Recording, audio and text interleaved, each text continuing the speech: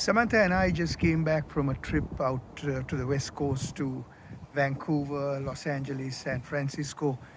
And as affluent as these cities are, we were so shocked to see the tent cities that have come up and the people, the destitute people, especially a lot of young people who were on the streets, addicted, who'd fallen over, where it seemed as if nobody else cared for them. I don't know, but it looked tragic. And how can this thing happen?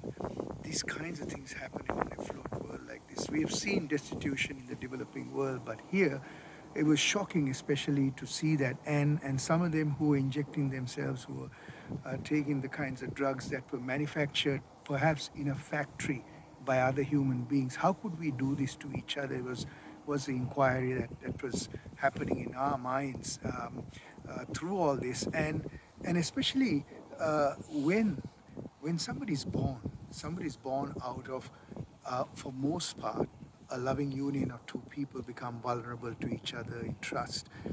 And if that child makes it to 5, that means there's been some unconditional love.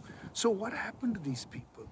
What happened with their families letting them go, giving up on them, their society, a community giving up on them?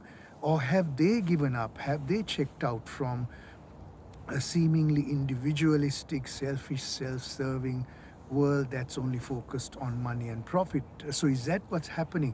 I don't know. And some of that despair I often feel myself, and but I refuse to check out because I feel that we can still do something about it to change some of the status quo. Because the 500-year-old project, where the Cartesian duality of separating the mind and the body, the capitalist system, the economic system, the free economic liberal system, has thrived on the modern techno-industrial complex, which has been creating a consumerist world. So everything out there is trying to sell us something, so somebody else can make a profit out of it. So where is the compassion, and where is the altruism, and where is the empathy that is part of our humanness, our humanity? It seems to be missing, but I know it's there amongst most of us. So, and most of us who are there as consumers, as average citizens, we are subjected to this onslaught constantly, especially now with technology on social media, through advertising and promotions, following us and perhaps even manipulating us. What's going on? Why are we doing this to ourselves is the question that I have. And for me, I refuse to check out, because as long as I can acknowledge my breath, my life force through a mindfulness practice, I feel my fragility. I feel humbled by the fact that this in-breath, when I take an in-breath,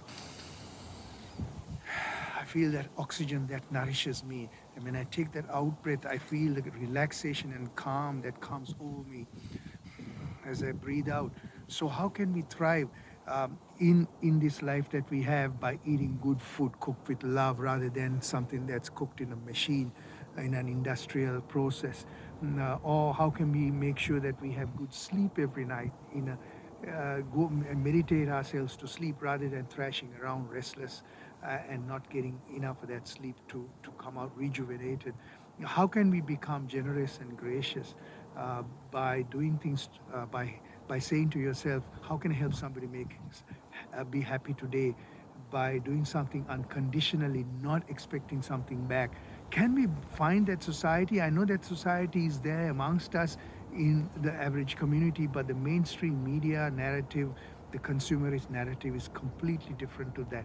And that's the tension that we have. And I feel that frustration, that checking out, comes from that onslaught of all of that too. So for me, again, being grounded, we are ignoring our spiritual groundedness. We are ignoring the fact that we are spiritual human beings, and that we do at our peril. And we may even start destroying ourselves by doing that.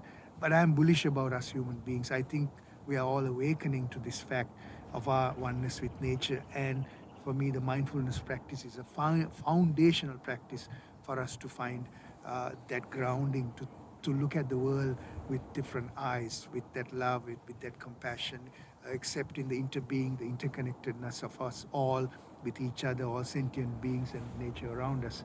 And I'm speaking to you here from a beautiful area called the Scenic Road area in Hamilton, in Ancaster area, overlooking the industrial city of Hamilton, which above us are very affluent, beautiful homes too.